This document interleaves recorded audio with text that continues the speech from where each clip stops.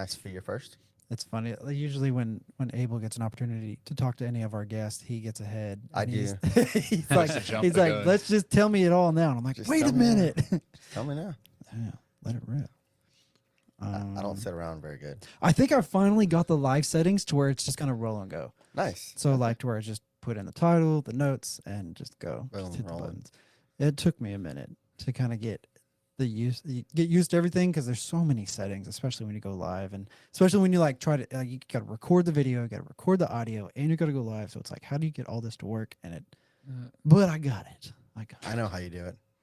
Magic. Get a braiding. Magic. Get a Magic. braiding. Yeah. Welcome back to the episode of From Small Town Farm Boy to Fitness Expert. We're recording live here in the Blue Studio. On today's episode of Brews into Business podcast, before we get started, we want to mention our coffee roaster sponsor, GI Love Joe Coffee Company, a woman and veteran-owned business right here in Tulsa, Oklahoma. GI Love Joe offers 4 delectable coffee blends, each meticulously crafted to suit different taste profiles and roast levels. Whether you prefer the light and vibrant Bugle Boy or the all-day companion, the pour-over favorite Hail to the Chief, or the strong and robust Bombs Away, there's a blend for every coffee lover. Support local and enjoy the brew that keeps our fuels our podcast. And check out GI Love Joe Coffee Company. And remember that every sip is a salute to our soldiers. Find out more about them at gilovejoe.com. Welcome back to another episode of the Brews and Business podcast. And today we're excited to bring you an insightful conversation with our guest, Tyler, he goes by Ty. He's the owner of iMove PT Tulsa.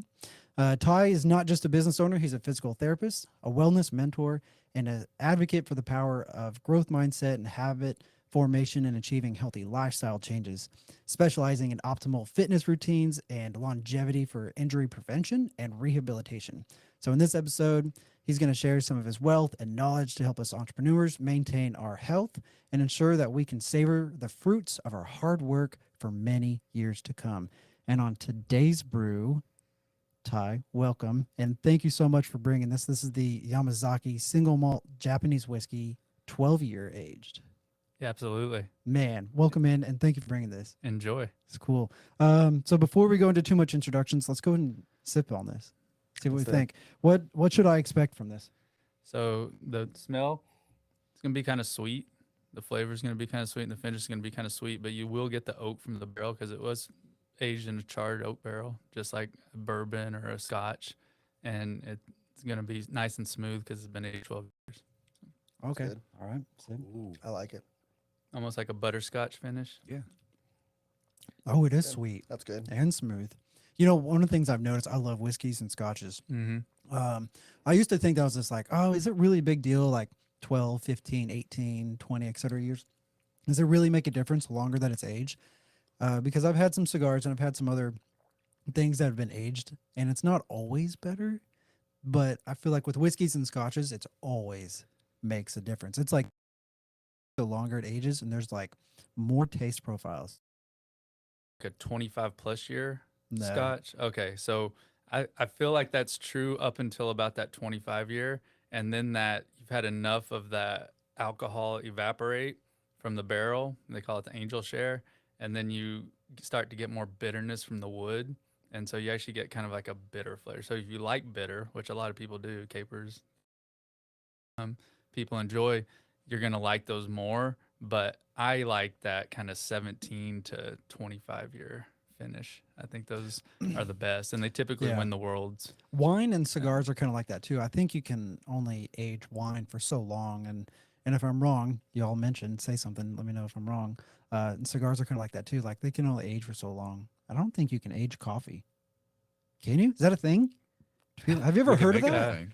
Dude, I'm sure at some point somebody left a can of coffee in the back of their Yeah. cabinet for way too long. You want to know something wild though? There's actually coffee beans that are shit out of an elephant in like Africa, and they're like $1,300 a pound. Yeah. Well, Kopi Luwak's actually out of a cat. That one, yeah, In South it's America. Huh. Yeah. And then when we were in Vietnam, we were drinking coffee. That was the kind of the equivalent to Kopi Luwak, but it came out of weasels. So Wow. the weasels would eat the Was it the good coffee? beans. It was okay. It was different. It was You're like, different. well, when you know what you're drinking. It has a different flavor to it for sure. So as a farm boy, you don't look like one. You look Well, like a professional, well, I appreciate that. which is a compliment. Yeah, I mean, my dad was a city boy. My mom was raised on a farm, and my dad kind of fell in love with that lifestyle and wanted to farm, so he got into it and never really looked like a farmer, acted like a farmer, but just kind of grew to love the lifestyle. And that's how we were raised. We're just tennis shoe farmers, never owned a pair of cowboy boots till Oh, I was living in Kansas City. But I love the lifestyle, love the work ethic that it instilled in us. Just going out there and having to get a job done. You couldn't stop.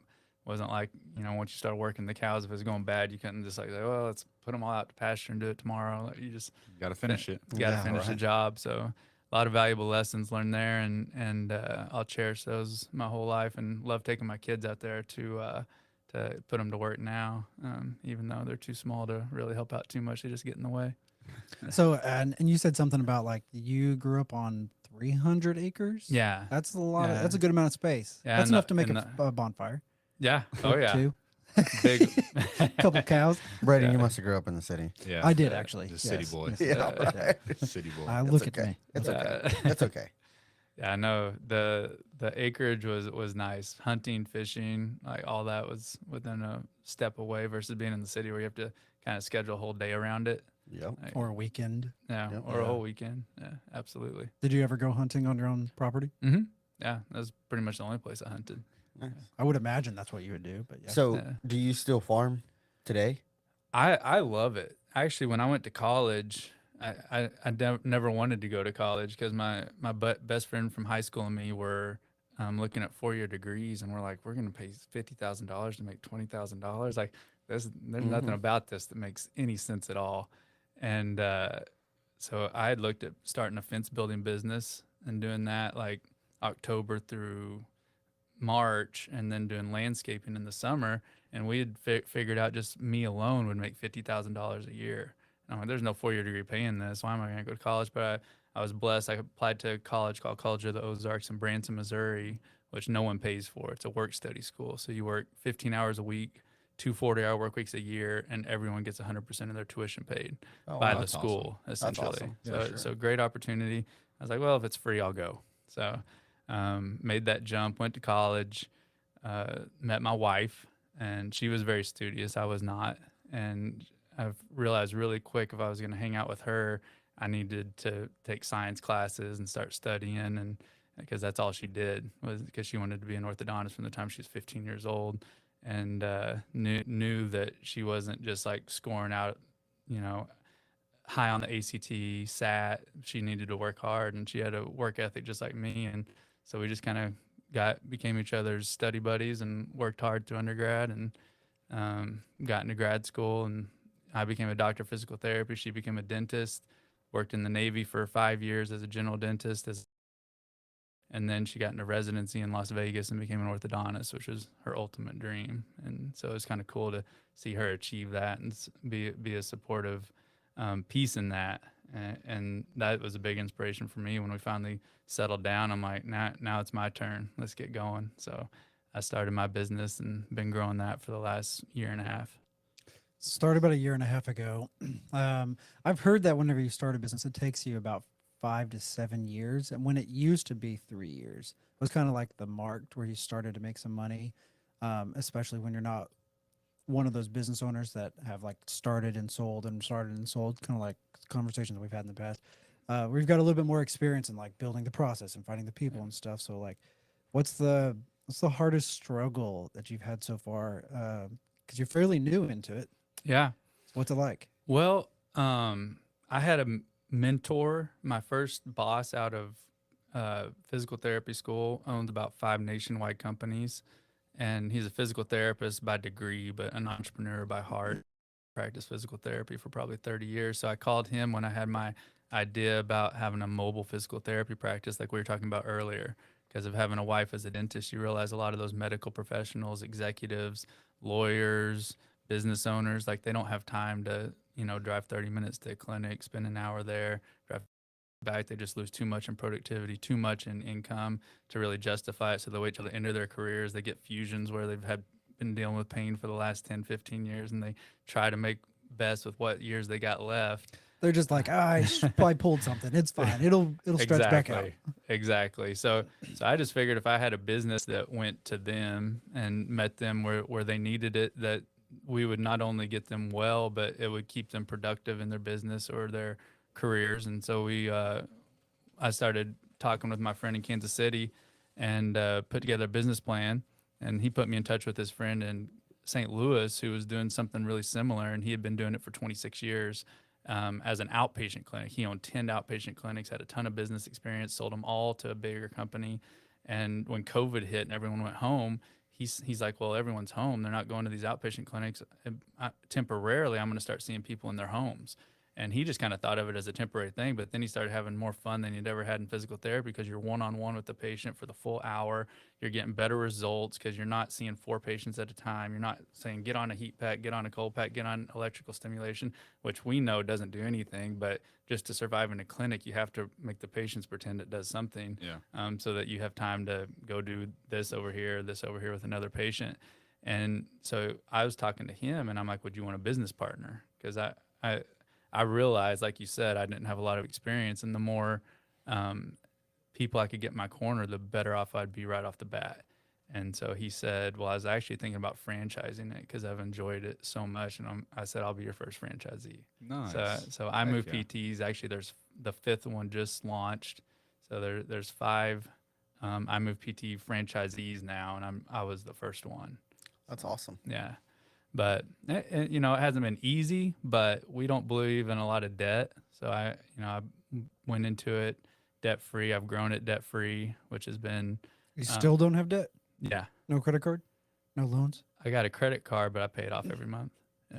That's Sweet. how you should. That's how you should work a credit card. Yeah. Yeah. Yeah. So yeah. Well, I mean, it's, I'll tell you just from my own experience, it's definitely good to, like, even if you don't need the loan, go ahead and get it and do it now. Do it get a couple business credit cards, go and buy some bubble gum, put a software subscription or something on it for $30 a month, because your business is going to build its own credit. It's going to help out your personal and stuff too. So in the future, if you do decide to have additional locations, maybe you decide to have, franchise, iMove franchise in another location, you could do that, and maybe a lot easier to acquire capital if you ever decide to grow faster, or something happens in the market, or I don't know. There's so many like little hiccups and things like that could happen. So it's so nice your own available credit there when and if you ever need it. And it's so much easier to start earlier on. Like if I did that 10 years ago rather than 4 or 3, I'd have so much more business credit history. I'm not a credit pro or anything, but that's just my experience. Yeah, I kind of have to agree with you on that. Only from experience of trying to get credit. Now, again, your business is different. It's kind of hard to do my business without debt. But you're right on the money. I mean, if I would have went on earlier on and tried to get those loans before I grew and before you pretty much to mess up those numbers and add employees and more people to it, we would have been better off in our growth spurts. To where now you're pretty well established. You kind of have, you know what you're doing, but ultimately they're like, well, yeah, but you got this debt, you got all this above you. Again, I think it just depends on where you are in your phase of life and your business. But depending on the size of your business that you plan on getting to, it's definitely easier to get something rolling earlier on, later on. I know, like, we're 5 years in, and I would assume I could walk in and get a loan from almost anybody because you got 5 years of proof that I kept this thing alive. That's a win. But no, it doesn't work out that way. And Banks don't care if you've been in business for 5 years or 10 exactly. years. They go, well, have you done this before? Do you have any credit? What's your score? And they're like, there's more to it than that. But yeah, exactly. Yeah, no, that makes sense. And I do have one employee, a patient care representative, who's been a great addition. But when I hire another doctor of physical therapy, that's going to be a lot bigger expense, especially while their schedule's getting built up. And I was just planning on kind of sacrificing, some of my take home to make up for that. But maybe a loan would kill 2 birds with 1 stone. Well, so real quick, Chance hasn't been in a minute. No. Yeah. How are you, sir? A lot better now. That's good. That's good. That's loud. Was it? I thought it was loud. they're proud of you. My bad. Yeah, they Yeah, they are. are. Excited that you're here, man. It's been like a month. if not more. A little You're- bit more. You were saying. No, it's been good. Just been a lot of work at the house that I got, so that's what I've been doing. Nice. I don't remember what I was saying. Oh shoot, Okay. With the loan. we're back. Yeah. Sorry. With the loan for the physical therapy. I feel like, with that, you're kind of right on the money with both. I think no matter what, you're probably gonna end up sacrificing some of your take home, some of your paycheck, Sure. and that's just part of it.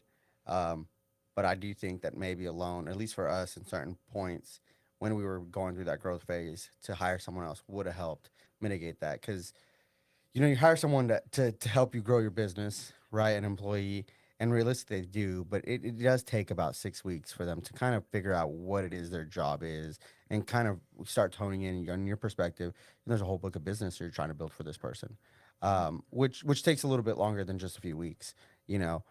So that is something that maybe, like you said, a loan might help in that particular instance. I personally, we didn't do loans whenever we grew. Uh, just for the instance of we used to say we just like when it hurts. It kind of Mhm. reminds you that you're kind of in this. There's no way out of it.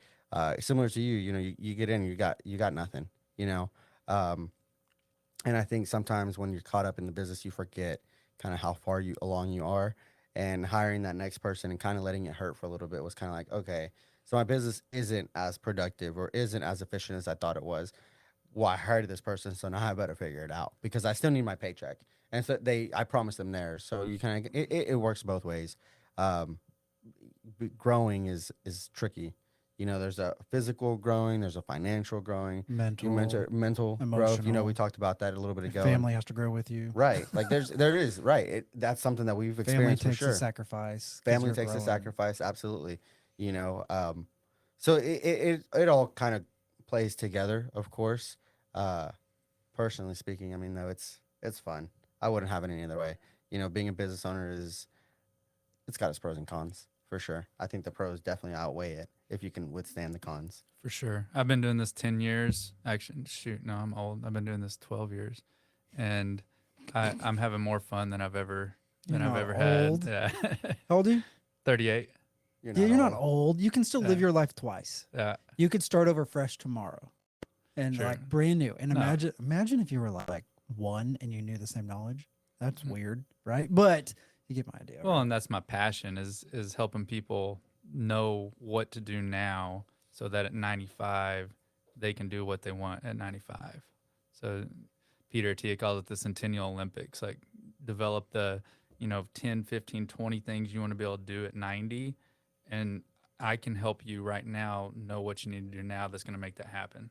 Because once we hit 75, we start declining. There's So, not, do I need to come see you when I feel pain, or after a surgery, or like because there's chiropractic care? Do you align? Is that similar type normal care? Or is that- I do manipulations. I do different things to help with the symptom, but the downfall to modern medicine right now is all it does is treat the symptom. It doesn't help you prevent anything. There's no doctor coming out of med school that's going to help you prevent heart disease. It's going to help you prevent lung disease. It's going to tell you how to be 80 years old and be able to like squat down and pick up a 50-year-old grandkid.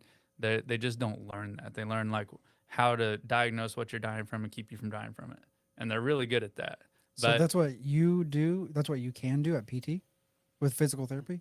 well, Or my what? my goal is to help people learn how to prevent all those things. How do you do that? You stretch every day or what? No, there's 5 things you have to focus on to have optimal longevity. So not just live a long time, which is lifespan, but live well for a long time, which is health span. Which means I want to be able to do as much as I possibly can up until the day I die.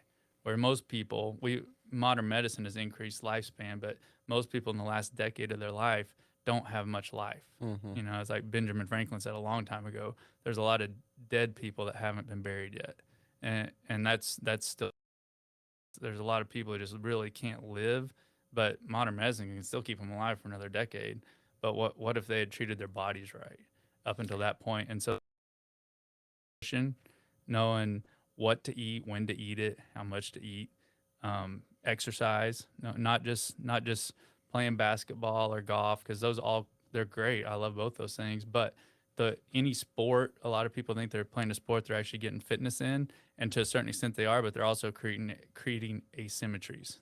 Those sports are all going to put dominant forces on one side or the other, and so if that's all you're doing for exercise, you're just going to wear yourself out. So there's nutrition, exercise, sleep. People don't realize, especially entrepreneurs, how important sleep is. I don't sleep enough. I really feel attacked Yeah. all through. Yeah. Sleeping yet? Is your daughter sleeping? I mean, my kids sleep. It doesn't mean I do. Okay. Well, your youngest is old enough to sleep through the night and everything. Yeah, sort of. I mean, when you're co-sleeping, kind of, you know, they've been co-sleeping for 5 years now. I haven't got much sleep in the last 5 years. Fair enough. Okay, 5 things. So nutrition, exercise, sleep, very important. Mental health. So all the things that can help with mental health, and then medicine.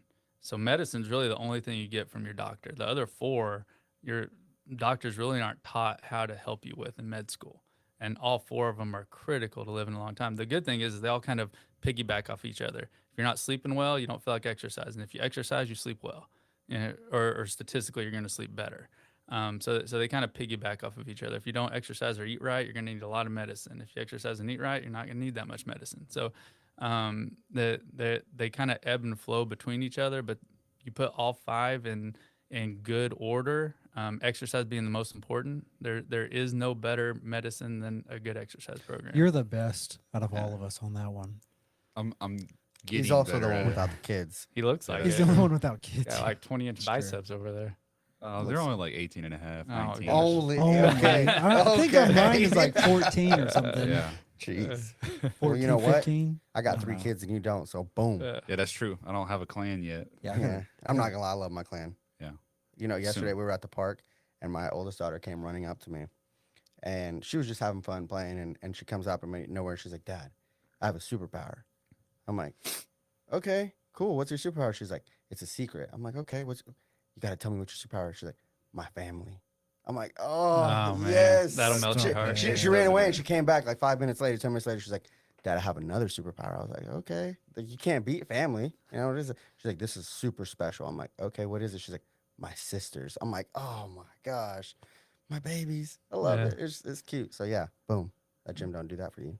No. No, I agree 100%. In fact, I did it again, man. 100%. Yeah, I know. I do that a It's lot. nice to have you back. Yeah. No, sleep, exercise, nutrition, and a lot of the, actually, I would say important aspect, how you started out with, was nutrition. Understanding what your body breaks down, how it breaks it down. Everybody's a little bit different. Like you were talking about earlier, intermittent fasting. Not everybody can be the better way to put it, because depending on how your body, you know, breaks down the sugars and everything, that's the like the branch of nutrition you need to stay with. So I'm actually in the middle of getting a methylation test, because I'm Nice. like you. I'm trying to be as healthy as I can for as long as I can. You know, when I'm 75, I want to be able to still swing a golf club. You know, I want to be able to pick up my kids. 90. Yeah. Yeah, So- absolutely. I heard So- 1% of people actually make it to 100. Yeah, 100's genetics. Like 100's just because you had the right parents. My grandparents on my dad's side are 89 and Mhm. 86, 85. That's a good life. Yeah, Let's go through this real quick. To your knowledge, oldest person in your family, 92. Abel. It's like 86. Yeah, 89. 92 But still my alive. grandma, Still alive. my Yeah. great grandma lived to 94. Nice. So my great grandmother lived to be 106. That is Wow. awesome. 106. My great grandmother, she lived like 98. She smoked like a pack of cigarettes, like, and every day. Her genes were strong. Yes. Yeah. Bro, that's a Yeah. You're like, that's a secret. Yeah. that's Yeah. a Still four living straight long. cigarette. I don't know. I don't know about that. Yeah, when we were in grad school, when I was getting my doctorate, they had a person come on and do this whole presentation on, it's in our geriatric class on aging. Yeah. And he, at the end, he's like, after all my research, this is what I came up with. And it was they go to this, these 2 twins, they go to the guy's house as a brother and a sister. They go to the guy's house and they're like, what do you think it took for you to live to 100 years old? And he's like, well, you know, I always had purpose, I had faith, like I worked hard, like all the things you'd expect someone to say, like, I exercise, and then they walk across the street to his sister and she comes out smoking a cigarette. She's like, well, I don't know, I just wake up, eat some bacon. Yeah. Yeah. She, Crack a cold one, light it hot, Might as well exactly. put a live good it dip in, Yeah. start the day. Exactly. So Ty, I've got a question. Sure. With those 5 things that you focus on, how do you specifically help someone like myself, as a business owner, achieve that longevity? What does that look like for you, for us? So first, you got to make everything simple. 'Cause if you don't make it simple and easy enough to do in 2 minutes, you're not going to do it. You're not going to keep up with it. You're not going to put it on your schedule because you're going to know it's going to impact your productivity. But if I can get you maybe just changing your dessert 3 nights a week from a dessert to a fruit or no dessert at all, or get you just getting home from work and getting in athletic gear and putting on tennis shoes and a workout shirt. You don't even have to work out, but just Put on my house shoes and just I'm out. exactly. Yeah. but just create those habits. I mean, James Clear talks about habit stacking in his book Atomic Habits, and that's Yeah, that's a great a book. big thing. So when I'm my patients, because I don't know medicine, I'm not a medical doctor, I don't pretend to know what they need to take. I tell them what labs I would get, but I send them to their doctor, and that's their doctor's job. And I'm not, my bachelor's in psychology, but I'm not a psychologist. I use it a lot, but if they have mental issues, I'm like, you need to get this handled from a professional. What I focus on is those other 3 pillars. So I focus on nutrition, I focus on the right types of exercise and frequency, and then I do focus on mentality. I've found in my career that most people are never exposed to a growth mindset. They're never exposed to how to create a habit, let alone a healthy habit.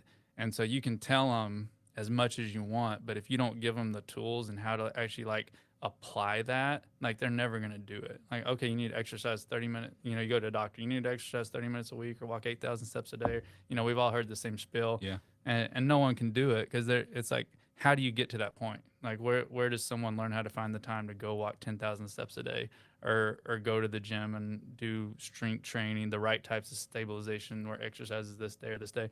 And I found that if you just start small, like Baby steps. like give someone something very simple to do, but have them do it consistently. Yeah. So I would take someone, those 5 things I gave you, like doing those things 6 out of 10 consistently is going to be far more beneficial than if they 10 for 2 weeks out of the year, which is what most people do. They create their New Year's resolutions. Yeah.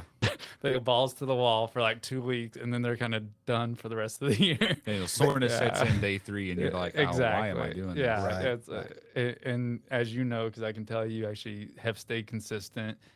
It doesn't take long before you No. just don't feel like doing it. Yeah. Like it's like 2-3 days tops, and you're like, man, like that kind of energy that I had from working out doesn't last long. No, You it lose doesn't. it pretty quick. That's where the habits and the discipline comes in. Yeah.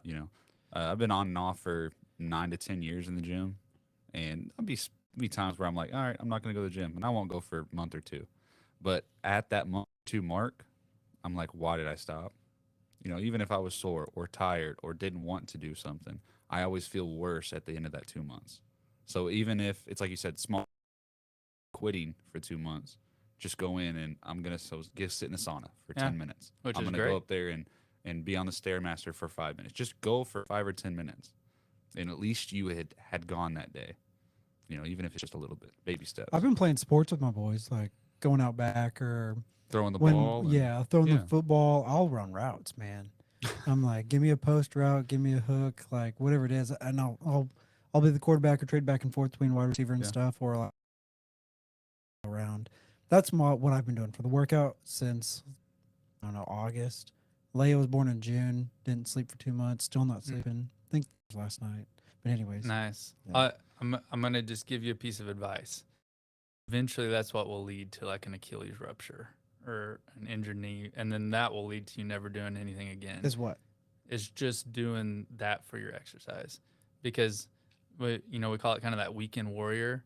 Like your tissues are too smart for your own good. Like if you're not constantly loading them, they say we don't need that strength in that tendon or that ligament, and they put it, your body will put it somewhere else. So then you go out and you plant on the front of your foot, And and roll. and you feel like you got leg, and it was your Achilles tendon rupturing, and now you're like an 8-month process to just get back to walking normal. Okay, I'll run routes daily now. There you go. Just whatever you're doing, you want to be consistent with it for sure, 100%. And if you haven't been consistent with it, you want to start slow. Because what I've always heard is the body is extremely adaptable.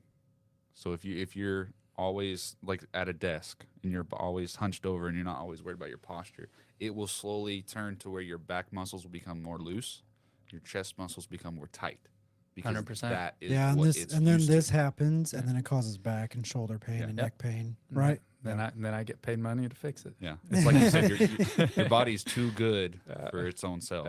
Yeah, that's why the dental community is, eventually I would like to put together a program where I go and speak to businesses. But right now, just because of my experience with the dentist and the dental community, I've started speaking to dental groups and doing presentations and just kind of, like you said, just saying, hey, listen, you're like this all day, every day. If you're not doing something multiple times a day to counteract that, like the pitfalls to that will be like tenfold later in your Exponential. career. Yeah, it is. So I got two quick things. One is these pint glasses that we now have available for sale. They're not on our website or anything just yet, but if you would like to order them, send us a message on Instagram or Facebook, and I will order them. They're shipped anywhere you want to order, and they're made on demand. You can order as many or as little as you'd like. So those are available. And then the other thing is, are you planning on taking this home? Because I might fight you for it. You like it? Yeah, Good. That's pretty Yeah. good. yeah. I might just have to write you a check for 2 more. I was actually planning on gifting it. I've got another Oh, one. thanks. So where do you get it? You can buy it at the liquor stores, but it's usually like $180. Do they usually order it? I actually got that one when I was living in Japan. When we were locking up, This guy. and so when we would have people visit us, we would usually ship them back with like 3 or 4 bottles. We'd come back to the suite each, bring about 3 or 4 bottles. So So after today, built if we up a war decide to chest. drink this, it will be for a special occasion. It will. That's awesome. Do you know we have a 1,124 downloads as of today That's on cool. the podcast? Past our 1,000 mark. I've been pushing them cars, dude. I see that. Everybody. Well, so I had to ask. I wanted to ask a question based on your 5 pillars. You keep on mentioning something, and I think these two things kind of go in line. Something that I think we can all relate to. Don't have the time, right? You try to solve that as much as you could on your end by becoming a mobile physical therapist, right? But you also mentioned, you talk about mentality. How do you break through to business owners to say, hey, we're so caught up? You literally hit the nail on the head. It's not that we don't see the value in it. We just see the value we could do in 2 hours versus coming to see you. That's all it is, So how do you help business owners like ourselves see the value in taking care of our bodies? And you mentioned early on, maybe before we even started the podcast, that instead of, sacrificing your health for your wealth, you're trying to maximize on our health so that way we can also maximize on our wealth. How do you help us see that and correlate those two things together? Sure, easy. You're business owner, so you're goal oriented, right? You've got business goals, but I'm guessing you probably also have life goals. You have kids. Those kids are going to have kids. What kind of grandpa do you want to be? How active do you want to be? How much involved do you want to be in their life? What type of vacations do you want to be taking around the world? And then if you don't act now, being stuck at home, not being able to go and just getting FaceTimed or getting pictures sent to your iPhone or getting one of those fancy things all my patients have, because most old people can't afford to travel or can't function to travel. They get the little picture frames, or their families can just send them all the cool stuff, and they can watch it, and that's how they have to live vicariously through the other people traveling. So you just have to ask yourself, do I want to be the person watching the picture frame or the person taking the pictures? Simple enough. I feel like we all definitely, I think you also hit that on the head, because we're all definitely goal oriented. And I think we as business owners, sometimes we do good about thinking long term, but a lot of times the grind of every day being a business owner makes you forget about that. Man, you Right, should have seen so- my to-do list yesterday. It was 6 o'clock. Leslie's was gone all day yesterday at work. I had Leia, one of the boys, actually both the boys, and I did chores and everything else. I got some stuff done. By the time she didn't get back home till 7 o'clock because she had to take Maverick. Maverick's, I think he's dying, Oh no. which is my German Shepherd that I've Mhm. had. I adopted him from my vet, and he was a breeder dog. But he's 100% purebred good boy. He's a good boy. He's a good dog. But anyways, so my to-do list yesterday was just like, and I don't know how I can squeeze in time to do all the stuff either. Well, Did you and, make it? and Huh? that's the make it. thing. You make Tell the yourself. time. Yeah. Yeah, but again, it comes down to priority. And So like what, and you got to prioritize like on a daily basis, a weekly basis, or whatever. 15 But- minutes of high intensity exercise 3 times a week can have longevity benefits. It doesn't take too much in order to get long-term results. And they've even shown that getting in great shape one time in your life can actually have longevity benefits. one So time, it's- one- forever. Man, I was so Yeah. dedicated. Yeah. Like it was 4:30, 5 o'clock in the morning, Monday through Friday. It was my routine.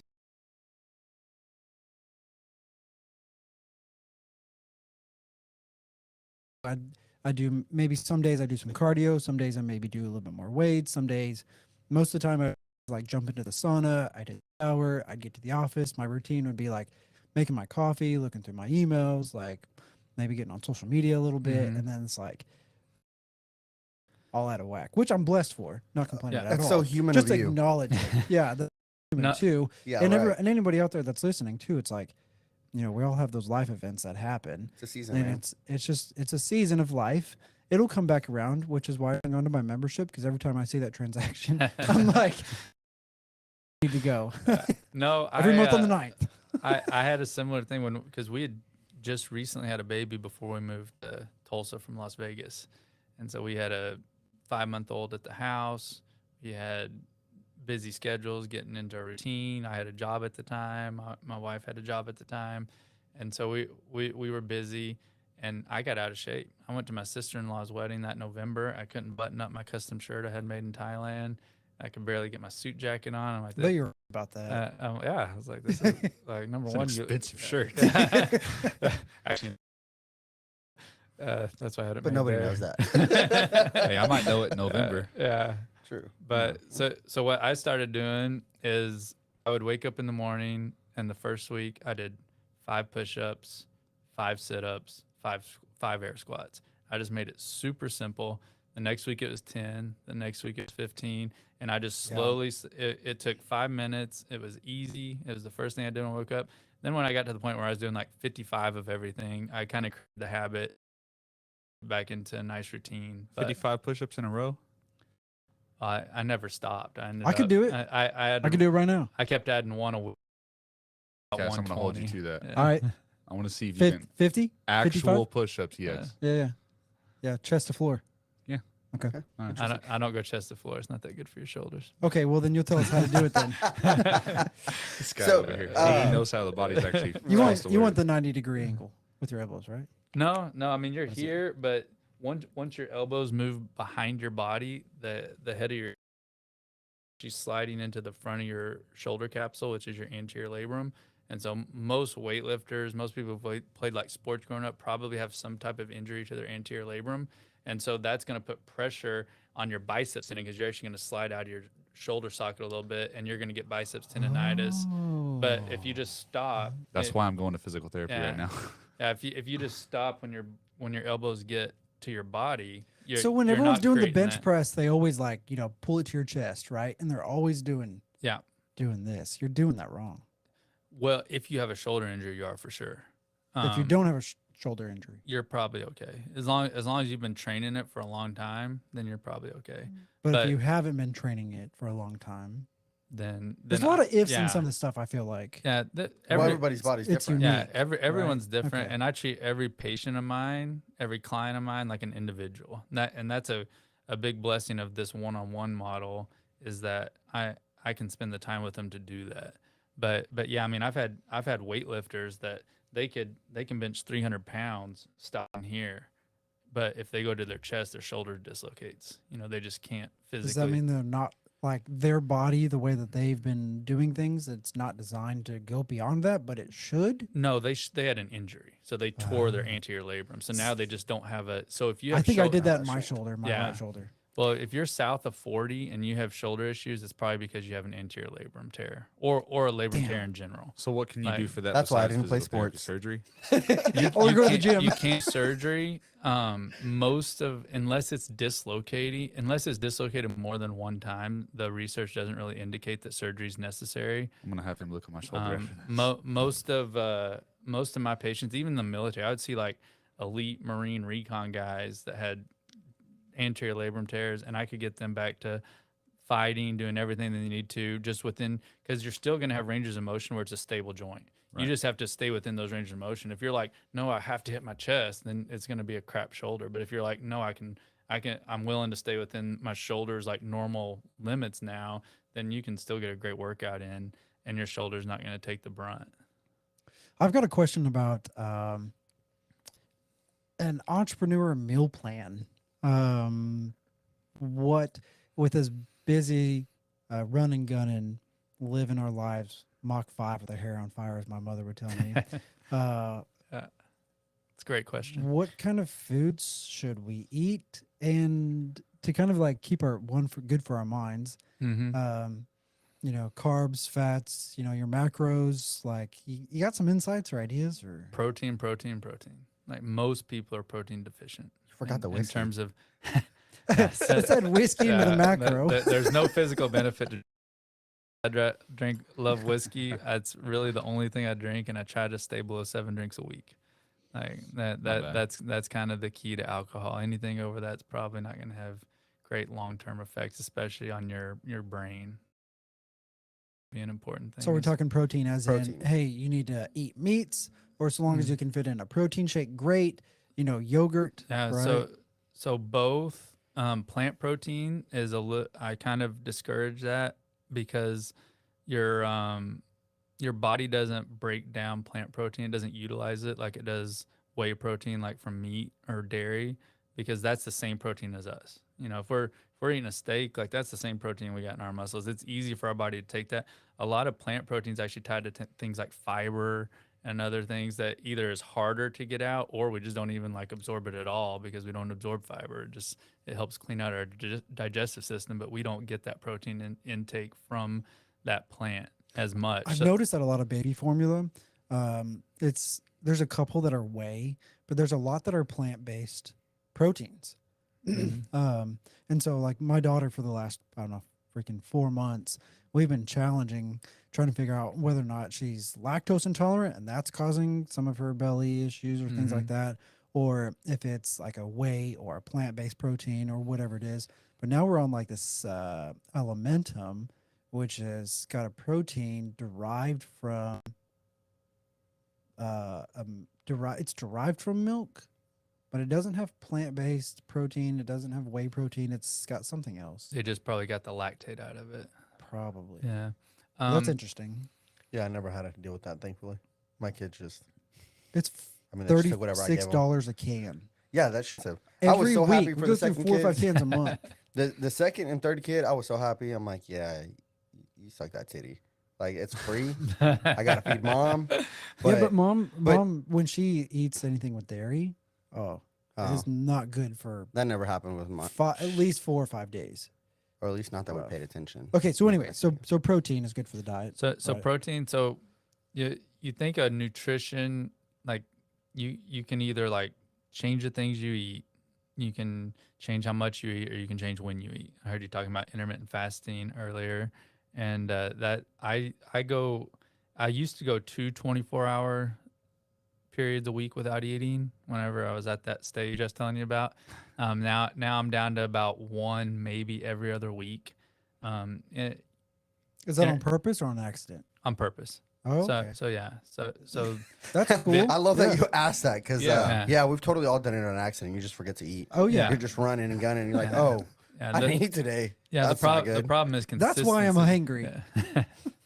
Yeah, so the intermittent fasting does work in terms of like decreasing how many calories you're taking in a week, which is beneficial. as long as you're still getting your protein. The problem with doing the intermittent fasting every day is when you're taking in protein, you don't like anything over 50 grams. You're pretty much going straight to sugar. You're turning it to glucose, and anything kind of below 25 grams, you're for some reason your body doesn't it turn into muscle and strength. It Really? just Because kind like of on all designs for whether it's shakes or even foods or snacks or things like that, they're always put like 8 grams of protein Yeah. and 12 grams of protein. So And if you eat 3 of them, you're doing all right. But if you're I not, was then you're just probably not thinking doing that. as much. Yeah. So yeah, the thing is like you need to be having about 25 to 50 grams 3 or 4 times a day, Oh wow. and that's so for how the you're. average adult, approximately 75 grams to 100 grams of protein per day. There's a Yeah, I mean blank calculation, right? he's probably up closer to what 150, 160. What grams? Yeah, of protein. Between 190 and 220. Dang. So you're working out a lot then. Yeah. Okay. I work out 6 days a week. Okay. Yeah. So He's I mean dedicated. obviously the more you work out, the more protein you're gonna need because the more your body's gonna use it after, and then especially after workout, that's the best time to take protein because that's when you're like kind of Deficient. craving it. Yeah. Yeah. What's that diet called where people just eat protein? Carnivore Sort of diet. thing. Carnivore diet, but No, meat has a lot more in it. Than There's just something protein. else to where you just cut out carbs and it's Yeah. protein Oh, and your fats. keto diet. Keto Like, yeah, diet. keto diet. So I'm more. I don't. Everyone's an individual. Like I don't try to. I don't count macros. I don't try and encourage my patients to because that's just another step that creates time and frustration and you Resistance. forget to do resistance. Absolutely. So I'm more of like let's just start cutting from the edges and let's just slowly create the diet that works best for you. So over years, that's what I've developed works best for me is like a low low carb, low sugar, high protein, high fat, which is essentially kind of keto esque, especially on the days that I fast. I can definitely feel like I'm in ketosis, and it feels great. I actually like those fasting days I do too. because you get those ketones, you feel more alert, Yes. you feel that energy, and from an evolutionary perspective, it makes sense because if you think about it, if you hadn't killed anything or ate anything for a few days, like you don't need to be you don't need to be lethargic, like less energetic. You need to be like I gotta amped find up, something. like I gotta like go. like ready to go. Yeah. But Yes, I'm gonna eat this red berry. yeah, so I used to do it a lot more, but Just get a sugar rush and take a nap. the downfall to that is that you're decreasing the amount of protein you can utilize, and so now I'm trying to find that happy balance because I got down to like 168 really fast, and that That's was just pretty too, lean. yeah, that was Because you're not a short guy. no, it was probably too skinny because again at about 55 it gets really hard to put on muscle mass. So whatever you put on until 55 is pretty much what's getting you to the end. And after 75, you're pretty much just kind of like on a You're gonna downhill slowly slope. deteriorate. Yeah, and so what you've built up to that point, so that's the reason falls are the number one cause of injury related death. Because I'm actually putting together like kind of just bullet that, but I'm gonna write a book on pain because our whole medical association has just butchered how we respond to pain because they tell people if it hurts, don't move. Like I literally had a patient the other day, her knee was hurting during physical therapy. I said, I think you have a meniscus tear because she was in some martial arts class, and you need to go to the orthopedic surgeon. They might have to clean it out. She goes to the orthopedic surgeon. He MRIs it. Yeah, you got an MRI tear. Stop doing physical therapy. I'm like, okay, maybe he just wants to see how she reacts to that. I see her a couple months later, and I'm like, how's your knee doing? She says, well, he started walking and that hurt. So then I stopped walking, and I'm like, so I guess your knee doesn't hurt, and he doesn't really care about your heart or your lungs. It's just the whole like perspective that we've given people in society is like we shouldn't have pain. Whereas like I tell patients like I don't care about your pain. Like I could care less because if I did, I'd just tell you to sit in the chair and never move again, Well, or get high on a narcotic. let me put this in a different perspective. Would your business move forward if you didn't go through that pain? It's the same concept. We've all gone through stations where there was pain and we could have stopped and backed out and sat on the couch or whatever, right? But we didn't. We moved forward and we came out of those things. And I think that's a perfect, example of it. And maybe it's society, we're kind of getting to that point where, oh, if you don't like, if it's uncomfortable, whatever, you don't have to do it. But it sounds like it's proof. You have to continue slowly. Yeah, I've heard you say that multiple times today. Is build up to it, right? exactly. You can't just go full on. You have to build up to it. And it sounds like, maybe that's something that I used to be in the nutritional field, and I heard that too a lot. Was just like, yeah, and you said earlier, medicine doesn't solve the problem. You're solving the symptom, It treats the but right, symptoms. but you're not really solving a problem. No. And it sounds like with you, it's like, well, you recognize those problems, and you say, okay, how do we work through them? How do we Yeah. build your body strong enough to get through those things, whether it happens to include medicine or not? It looks like you're looking at the full circle there to make sure that, especially sounds like you work with mostly business owners. We as a whole are Stubborn. holistic, right? And Yeah. kind of covered on all ends, because frankly, he said it just now, we're stubborn, or else we wouldn't be business owners. That's simply put. But the reality is we all need help, because Braden just had a baby. I had a baby last year. I've got 3 girls under 5. I got a business under just over 5. Like, my body has taken a crazy amount of just abuse the last 5 years. And when you think about it, it's like in the back of my head, I know that's going to catch up to me eventually. Like, yeah, I'm doing it now because I can, Sooner rather than later. but sooner rather than later, it's going to catch Yeah. up to me. Yeah, and the problem is like when it does catch up to you, the ball gets dropped so much. Like I have a patient, he was a Vietnam vet, like flew like the Cessna spy planes in Vietnam, which were like notorious for getting shot down, and got shot down twice, had back injuries, had a leg amputated. So he gets a leg amputated. They tell him, "You're never gonna walk again." He asked for a prosthetic. They laughed at him, and I started seeing him because I can see him one on one for a full hour, and he hadn't walked for 2 years. And I'm like, "What's your goal?" Because that's one thing I always ask patients, like, "What do you want to do in this life?" Like, and I'll do like most providers tell the patient what they should do, and I think that's terrible. It's like you're only going to live for 6 months. Well, they're probably only going to live for 6 months because you just told them that. And so I like to ask patients like, what's your goal? Like, what do you want to do? If you could do anything, what would it be? And I'm not going to promise you can do it, but I'm going to work my butt off to try and get you there. And he said, I want to walk again. They told me I couldn't walk, but I want to. And his left leg was jacked too. He didn't have a good leg to stand on, which is probably why they told him that. But I just looked him straight in the eye and said, this is going to hurt a lot. Like, no, I'm not going to care if you want to get these results. Yeah. And he's just like, okay. So we got his left leg straightened back out, started strengthening it. And today he's walking 1,000 feet outside with a walker with a prosthetic. Wow, that's awesome. Yeah, it's pretty Dang, cool. that's awesome. But it's just you gotta look past the pain, like you said. And most people, number one, the medical system doesn't encourage them to. They want them to focus on it forever because they get money off of the pharmaceuticals, off the joint replacements, off the surgeries, off the physical therapy where they're just treating the symptoms. So you come back and back and back and back and back forever. Or chiropractic. I don't think anyone's ever been discharged from a chiropractor that I know. So- See you next week. So it's like that perpetual like treating the symptom mentality versus like let's just like ignore the symptoms, treat the causes. Like I fixed someone's back pain because I found out they had an unstable ankle, so they've been overloading one side, and we treated the ankle, and their back pain went away because it's like they're a whole person. They're not just their back pain. And if you're not looking at that, you just miss it. So, how did you get into this? How did you decide to change the way people do this? Because from my experience, people in your field are typically, as you just put it, they go out and they see 4 or 5 people at a time. They're trying to, and they're person. What made you decide to focus on the whole person? So number one, the military was a great learning experience because in the military, the surgeons only do surgeries that research supports. Because an orthopedic surgeon in the military gets paid no matter how many gets paid the same no matter how many surgeries they do. Surgeon gets paid based off of how many surgeries they do. And so when I went to the military and they're like, no, we want you to rehab this. We want you to rehab this. I'm like, why? And they're like, well, the research really doesn't support us doing surgery yet.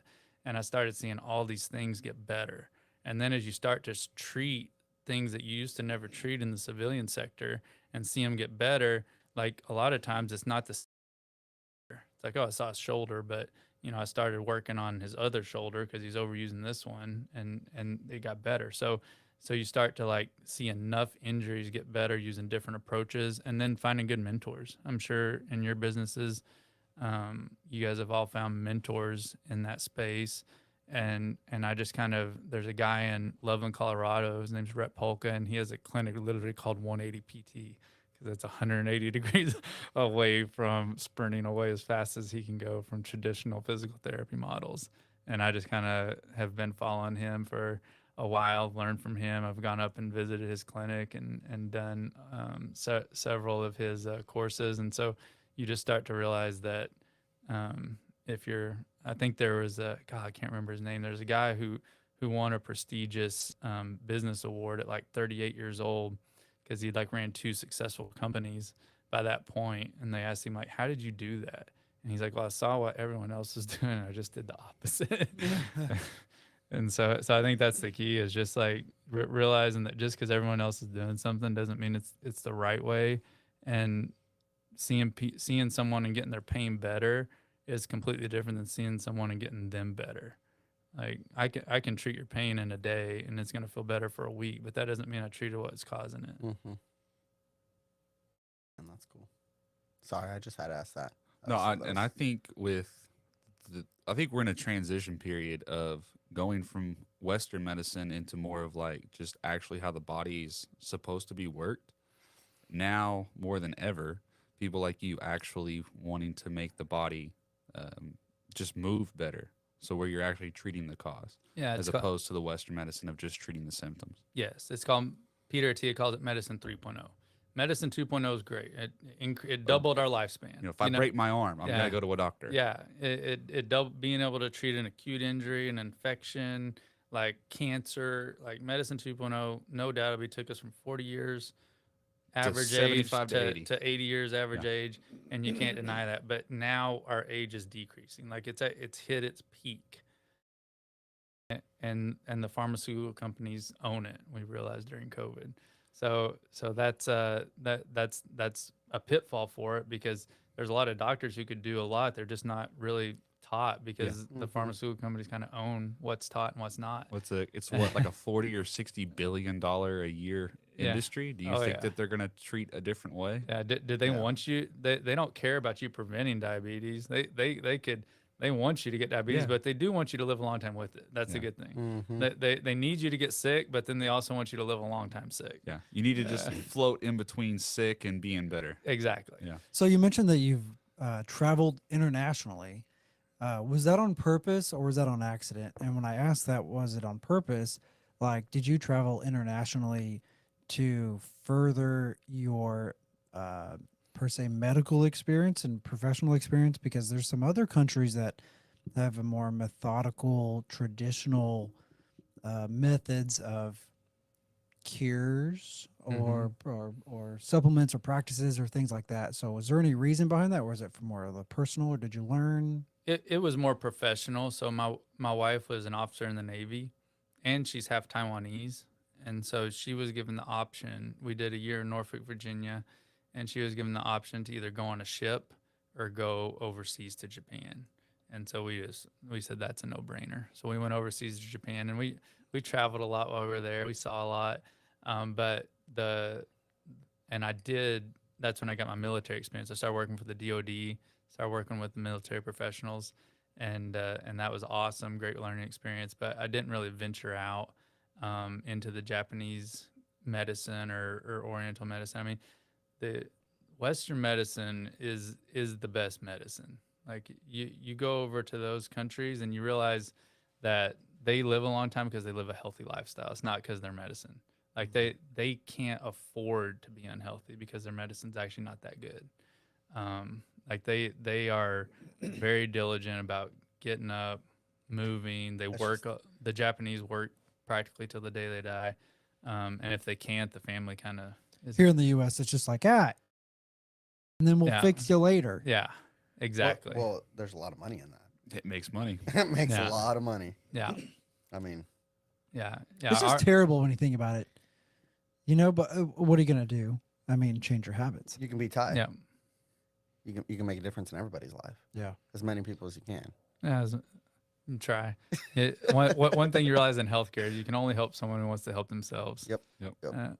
And so that's why I realize I can't go full board with people. Like I have to start on my baby steps Mhm. and then let them kind of dictate how fast we progress instead of saying you should be doing this. Like that just doesn't work. You can't change someone's mindset that quick.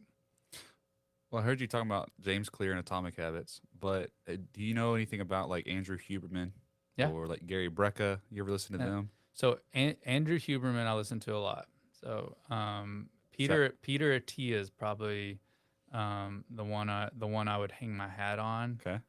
Because Andrew Huberman, he's a PhD doctorate, but he is not a medical doctor, Right. and he's open about that. But He says it before yeah, every podcast. yeah, he's a neuroscientist, very brilliant guy, very good at reading research. I don't really disagree with much he says, but Peter Attia is a Stanford trained medical doctor, Johns Hopkins resident, and just I really smoked pot with Johnny Hopkins.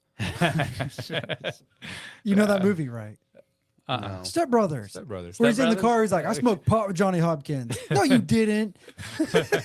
Okay, sorry, go ahead. It's been a while since I've seen that. That's a good movie. Step though. Brothers and Talladega Nights, like some of my favorite movies to watch. Old school. I have I kids. mean, I can't watch that shit anymore. Hey, you can. You just put some They're like earmuffs 5 on. years My old. mom was like, you can't watch Talladega Nights. Talladega Nights. There you go. And I eventually caught on like years later. I was like, I'm going to watch this movie. It's a great movie. It is a great. But for 5 and 3-year-old little Yeah. girls, not so much. I'm like, go watch your whatever you're watching in the living room. Get Yeah, out of no- here. Go no, watch Bluey. To your question, I think Andrew Huberman, he helped me out because part of my struggle, like you were talking about how I said I like to help people overcome struggles, and I see myself, even in the guy who hadn't walked for 2 years, I still kind of like put myself in their shoes because academically, that was me. Like I Yeah. was the person without the leg when it came to like scoring good on a test and things like that. Had And to put in the work. and it was a lot of it was just undiagnosed ADHD. And I'd had teachers say, "Hey, you should go see this person. They could get you extra time on a test. They could get you this." And I was like, "I'm not getting extra time in life. Like, and Right. there's no one's going to be extra time at a job to get the job done, and I'll figure it out." And so when I got to college, I started realizing that I had to just isolate myself, be in a quiet, secluded area. Like in class, I couldn't study, so I didn't go.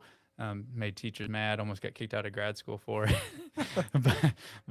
And then I started doing a flip where I would study for 45 minutes and then I'd read something completely different, like a C.S. Lewis book or something completely different than like science Yeah, or what you're anatomy. dealing with. And then I'd flip back and it helped me out a lot. And I was listening to a podcast on Andrew Huberman about ADHD, and he was talking about how it's like a dopamine, and I would drink a ton of caffeine. Yeah. And I thought it was keeping me awake, but it actually facilitates dopamine. Yeah. And so it's actually helped me as a business owner be able to actually get more of the administrative work, because with ADHD, if you're not into it, like you can't do it. Right. Like it's like I can see patients all day and I love it and I'm into it. Like I could do it 10 hours a day and not get tired. But the second I sit in front of a computer and start doing notes or doing administrative or QuickBooks, I've had to learn how to do, like shoot me in the head. You got 5 minutes before you're just playing Oh solitaire. yeah, or I'm just whatever. like either I'm almost doing the asleep- office manager. Oh, an office Yeah. manager's nice. Yeah. Hire a bookkeeper. Source. Couple $100 a month. Yeah, Totally worth bookkeeping, it. get it One, out two, outsourced. $300. Yeah. It is not Mhm. worth your headache. I promise you. There's people out there that are cheaper, better at it than you And are, local. and local. Yeah. I mean, I'm telling you, I know as a business owner, you have to wear all the hats. You chose to wear all the hats. Mm-hmm. Let go of the bookkeeping as fast as you can. Get somebody you trust. Interview some people. If you don't like them, fire them. Hire somebody else. But a good book, just not having to worry about. I don't. If you're anything like we were, just not having to worry about that for a whole year before you actually deal with it is wonderful.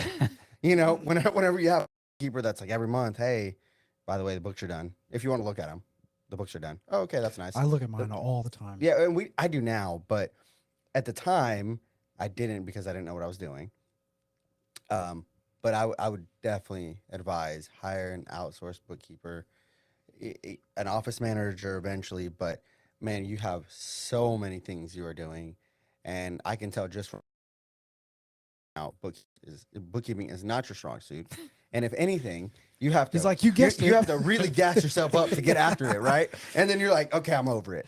He's sitting there and he's got the Yamazaki and he's like, okay, Yeah, right. here we Exactly. go. One transaction is one drink. Right. Exactly.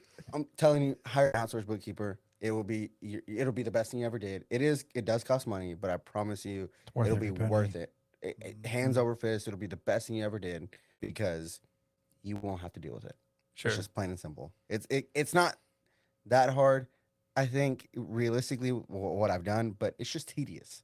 It's just and if you got ADHD, man, you need to be moving these things, not on a keyboard, but like physically Yeah. moving your hands and your Yeah. body. That just doesn't work for you. Yeah, sitting down's not my jam. They were going over all the majors when I got to college, and I'm like, if it requires me sitting down, I'm not going to do it because I'll get fired in 2 weeks. Yeah. Well, and with your profession, you're not designed to sit in a chair Right. Monday through Friday, 8 to 5. Exactly. Right. Which That goes against what you tell other people to do.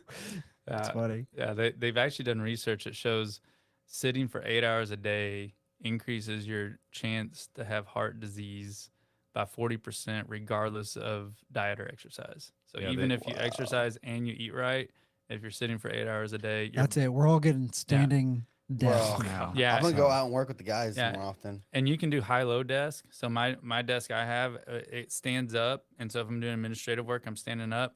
But if I want to if I'm doing like a video conference call or something, I Yeah. want to look a bit more professional, I can just hit another button, it lowers down, I can sit in a chair, and it works really great. But the worst thing is our society today, people will sit a day and then they come home and then they have all their Netflix and Sit on a TV shows, couch and- sports, and they sit on the couch for another couple of hours. If you sit for 13 hours a day, your chance for sudden percent. You can mark this Yeah. podcast as 100% attacking me. Okay, so we're coming up on our hour here, a little past, which is okay. Let's do like a little quick 60-second Q&A. You included. You can ask us. Okay. Ask one of us. Pick one of us and ask a question. Somebody start. You got something? Yeah. What is, if you mentioned starting small, what's that one workout you would recommend? Can you make it also suggested that exercise is the number one thing you can do for your longevity? Yeah. Someone wants to start. If anyone wants to start working out, what's that one workout that if you did 5, 10, 15 a day is the one you would recommend? Hey, go do this, whether it's running, push-ups, whatever. What would you recommend do this for 15 minutes if that's all you do? What's that? So in the last year, I've started slowly adding to like a YouTube war chest. It's at Tyler Trumbo DPT, and there's one of the videos is on dynamic warm up and cool down, and I designed it to do before and after a workout because stretching is actually bad for you, foam rolling is actually bad for you, guns are bad for you. Because they those actin myosin bridges in your muscles, and then they don't perform as good. So you're at risk for injury actually goes up if you stretch before a workout, as opposed to the dynamic. You want to take your muscle to the 4 range of motion, but you want to do it with your muscles, not passively with your body weight, so to speak. And so I have a dynamic warm up and cool down. If people would just do that in the morning and at night, it takes about 8-9 minutes. That alone would start to increase their stabilization, their core strength and stability. And then I have a stability video on there that would kind of build off of that. So it's to stabilize. Even on top of that, it's actually a full like 20-30 minute workout, which would be a little bit harder to do. So now, can you repeat that where we can find that for you? Tyler Trumbo DPT, Okay, on Yeah. YouTube. Correct. DPT. Doctor of Physical Therapy. And we'll also link it in the description. We'll get it after the podcast. Yeah, somebody go next. I'll look it up. But so if you just do that, that would put you in a pretty good trajectory, and it's just something you can follow along. Mhm. Um, And again, I'm thinking something. I like to use myself as, but someone who doesn't work out. I don't work out. I go out in the field sometimes and will help the guys. But typically, my working out is chasing the kids. yeah. But I know I need to do something. You literally just mentioned, hey, exercise is key number one, Mm-hmm. right? Of all things. And then you also mentioned keeping it simple. I wasn't expecting you to say a stretch or a proper warm up and cool down.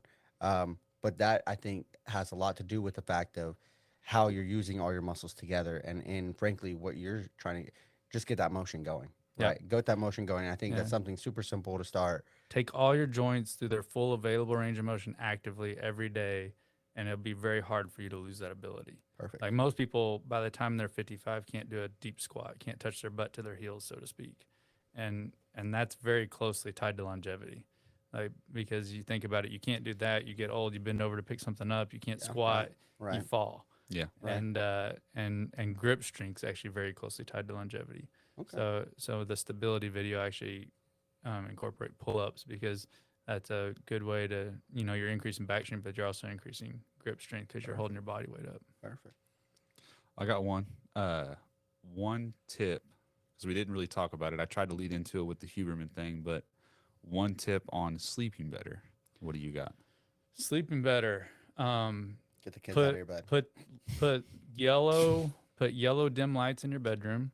Okay. Turn off all electronics an hour before bed. So no blue light. Yeah, and get at least 20 to 30 minutes of sunlight in the mornings before 10 o'clock in the morning. That's Wait. all Andrew Huberman. Wait, hold on. Hold on. So I'm Let me- stealing all that, but that's all research based. It's research based. Yeah. That's what it is. Let me Yeah. verify this because I don't know about Andrew Huberman. I haven't heard of Yeah. him. Shout out Huberman, Yeah. Huberman Lab You podcast. just mentioned sleep and 10 minutes of sunlight before. Does that correlate to your sleep at night? Well, every cell in your body kind of they're starting to find has its own circadian rhythm. And so when that gets off, it's off. It's hard to kind of like pop it back into place, but morning sunlight is like the best way to do that. And if you do it consistently, it gets consistent. So it's like that sunlight in the morning kind of like tells your body Hey, wake that up. like, hey, it's morning, and then it just automatically kind of knows when night's going to be Yeah. and when it's going to be time to go to sleep. Is that why I just get kind tired of when Sun goes down, your body gets tired. Yeah. Dude, that 4 a.m. I get my 10 minutes every day, but when it gets dark, my body's like, it's time to go to bed. And one thing I want to add. So if you are doing obviously, the more you exercise, the more you'll sleep better. exactly. Exercise helps everything. Okay. While you're doing your 10 minutes in the sunlight, and this has been proven by a couple different researchers as well, is be barefoot on bare ground if you can. Grounding. Grounding. yeah. Okay, so my fiance does that, and I'm like, you're crazy. Okay, I did too, man, until I started doing it too. My wife does it all the time. My kids, they're 5 years old and like, Dad, you need to take off your shoes and ground. And I'm like, you don't even know what you're talking about. But I heard a podcast or something about how, 10, 20 minutes of grounding will help back pain, right? I thought it was horseshit. And then I started standing outside barefoot. What if it's a placebo? But what, okay, maybe was it it was. the grounding, or was it that you're actually standing instead of sitting? Because sitting's terrible for your back. Ooh. Or what if you weren't wearing shoes and your shoes were causing you back pain? Okay, maybe you're right. All I know is it feels good when my feet are on the grass. Hypothesis. I do work out barefoot. Like if I'm at home, I'm barefoot. If I'm in the gym, I'm in minimalist shoes. Like there is.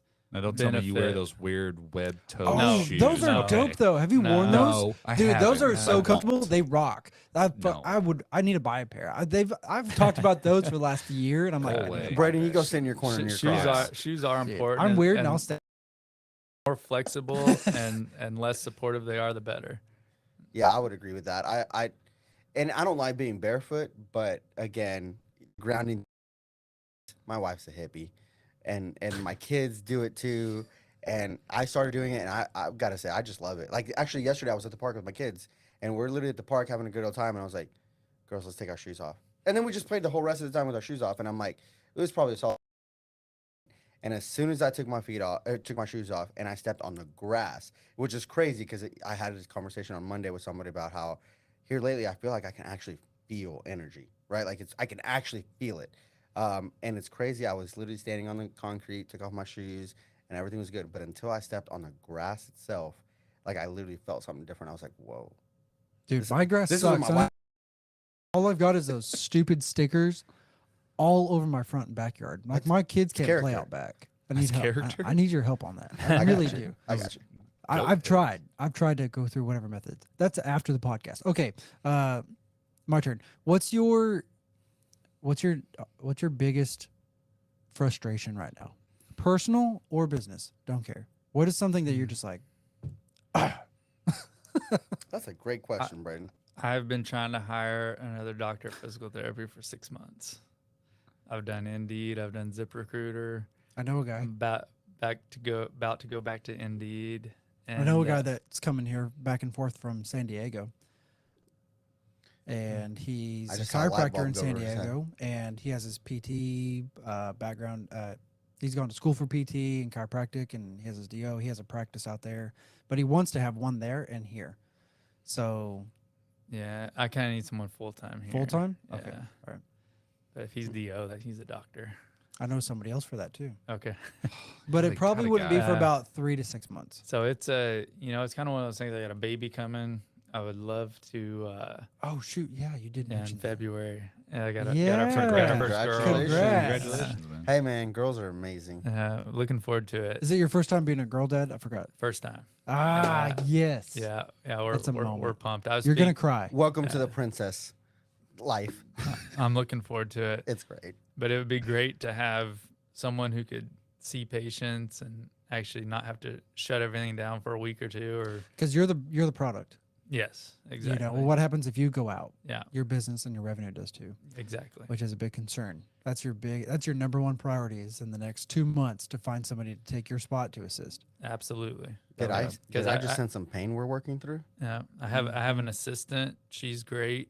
So if you live in Um, Tulsa, you're here and you have your license, you've been to school, whatever it is, right?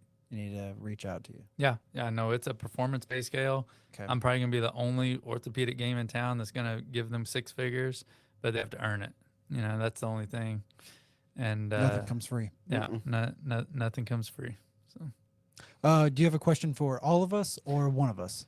yeah, I mean, y'all have gotten to you know the infancy of my business. So any advice that you would have, I think would be beneficial now, because if someone else is watching, they might benefit from it too.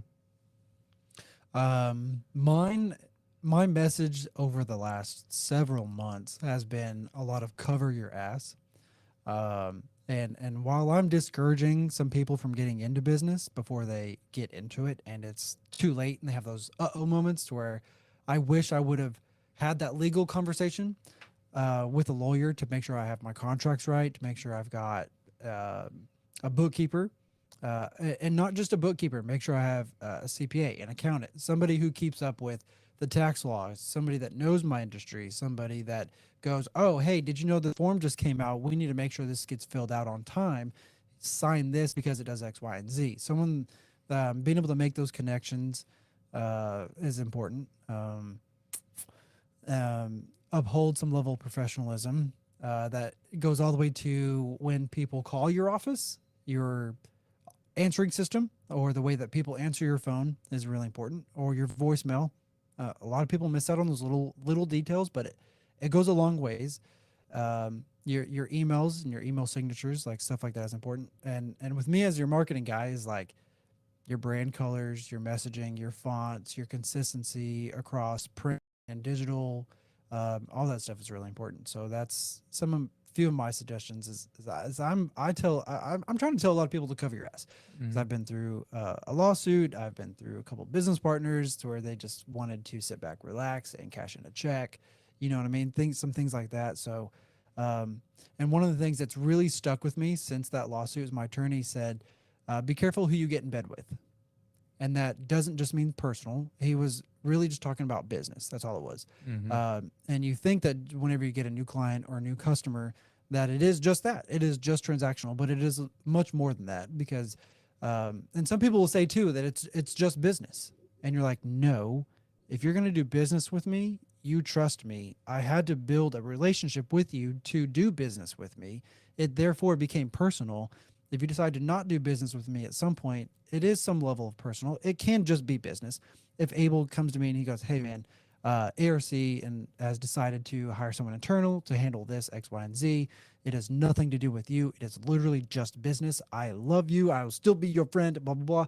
That may be a different conversation. Those are more unique. But I had to build a relationship with Abel to be like, hey, you know, I'm going to take your Give me your money.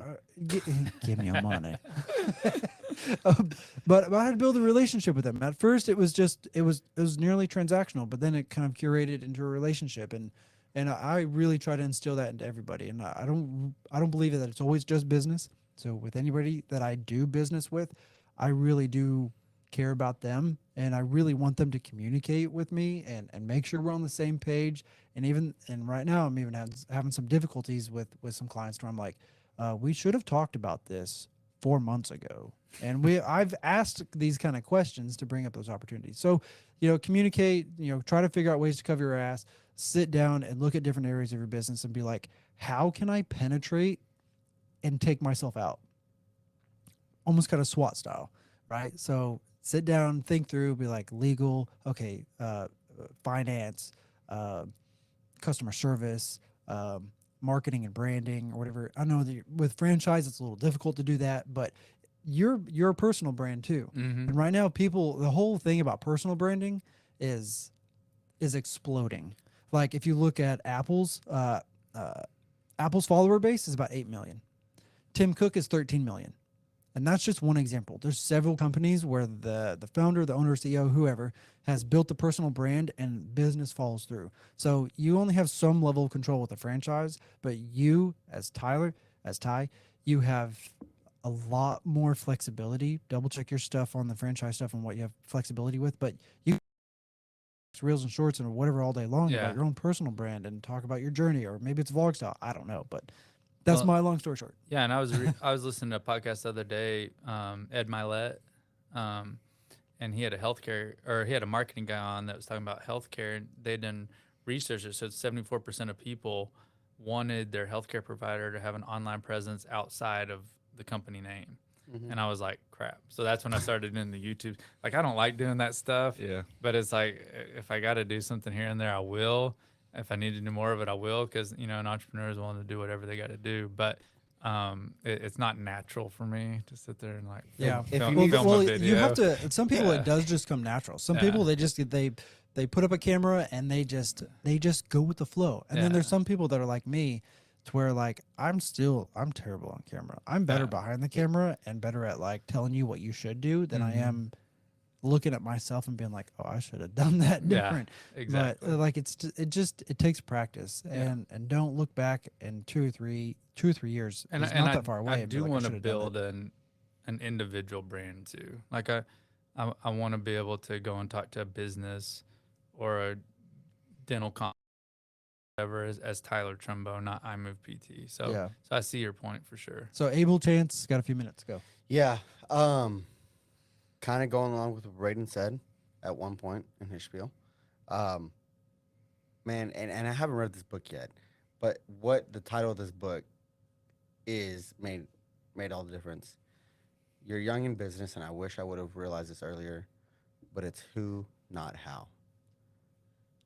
You think about it, how do I get XYZ done? It's not a matter of how you get it done. It's who do you know that can get it done. I could market. He and his team does way better. It's plain and simple. You could bookkeep. Promise you there's somebody that does it way better than you, way more efficient. You could write your own contracts. I promise you there's an attorney that can do it better, faster, more efficient. Find those people that are important to you that you need to fill in another thing that another business owner, he was there whenever this business owner said, but as a business owner, you have to understand that you're going to suck at a lot of things, and that's okay. Find out what you suck at. You're gonna suck at 90%. 90% Find of the it. 10%. Find out what you. you suck at and Yeah. hire that out. I'm just now going through that process and finding those people that I trust to cover my back and essentially cover me whenever I don't know what I'm doing.